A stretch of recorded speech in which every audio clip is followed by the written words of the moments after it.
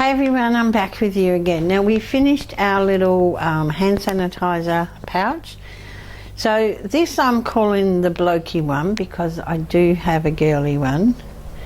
I did go ahead and finish the green one I showed you. So this was with the Craftex material, and this is a little bag we're going to make. So it's very simple. It's basically just a rectangle. It's got the tabs on the end, and in the bag is the mask. Okay, so I'm going to show you. So I do have a girl bag as well, and that can just fit in there. Zip it up and you've always got your mask with you. So because I did this in felt, I'm going to show you how to make the little bag in felt, which means you really don't need any lining. I did make a different style, a bit more of a boxy style. This is with the Craftex material. Now this is also good. You could store your USB sticks in here. Now you can do embroidery. I did 2 G's there backwards. You can embroider on this Craftex and that works fine. I did another one, the same pattern. I just did the corners deeper. So this is Craftex. I've cut out some foil and ironed it on, and then I've run it through the embossing folder just to distress it to the max to see how it would pull up, and it's pulled up fine. And it's not lined either, so it's just a little boxy bag. Now these are also handy for your USB sticks. If you're looking for something to keep USB sticks in, these are great for that. Got a friend who's got 2 lovely doggies, 2 golden retrievers, and in Australia when you walk your dogs you're supposed to bring a doggy bag with you to bring home, haha, but not for food. You've got to pick up the poop, so they're poop bags. So these are good. You could hang it on the dog's lead if you walk and pick up the poop. Not very pleasant, but a job that needs doing so everyone else doesn't have to dodge doggy do. So for the felt one, or for any of those ones I've just shown you, you're going to start with a piece of felt. This is 5 inches wide by 6.5 long. So I just don't need a pattern. 5 inches by 6.5, which is actually, this ruler is 6.5 long. Now again, because it's felt, you don't need to worry about the edges because it's not going to fray. Now I've already sewn the zipper in this one, but I'm just going to show you with this yellow zipper how I did that. So you need obviously a zipper longer than 5 inches. So this zipper is from end to end 9 inches, which is too long, but that's okay. So all you're going to do is put that on there and stitch it down. And then when you've done that, you'll open it and do the same on the other side.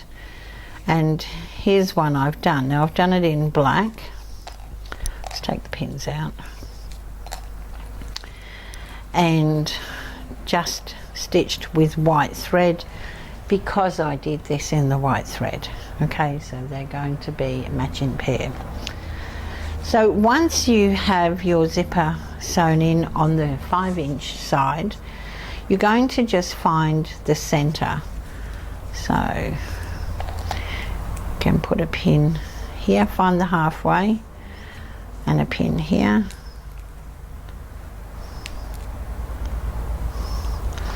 And then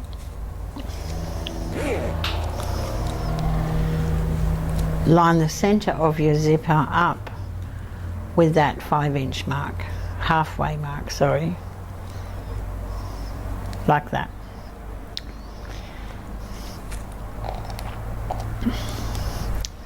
Now you're going to want to have your zipper open, because otherwise we won't be able to turn it through once we stitch. Now for the little bag I put little tabs on each end. Obviously one is going to hold the key ring part, and the other is just handy to have when you're zipping things up and down. Okay, now because it's felt, I've just cut the same as we did before, a 1/2-inch strip, same as we did for this one. I've stitched down both sides. This is approximately 5 inches long. It's easier to do one long strip and cut it in half than try and flip around with 2 little pieces. So a 5-inch strip, I've done the stitching. Now I did put the rubber on the back simply because if we put a key ring on here and it's just felt, it's going to wear very quickly. So the idea is that the rubber will give it a bit more life. So I'm just going to fold that in half and cut it. So now I have 2 tabs. So I'm going to fold it in half and pop it in on the zipper end with the folded end going in. So let me just pull out this pin.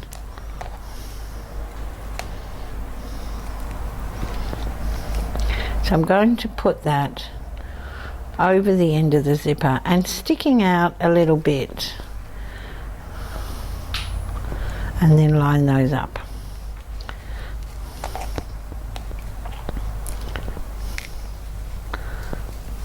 I think if I just pin it long ways onto the zipper like that, it holds it in place.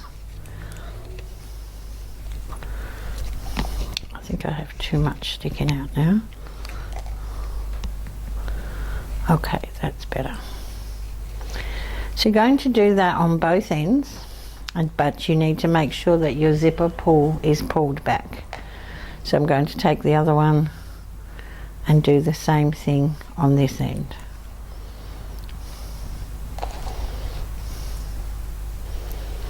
And then you're going to go over to the machine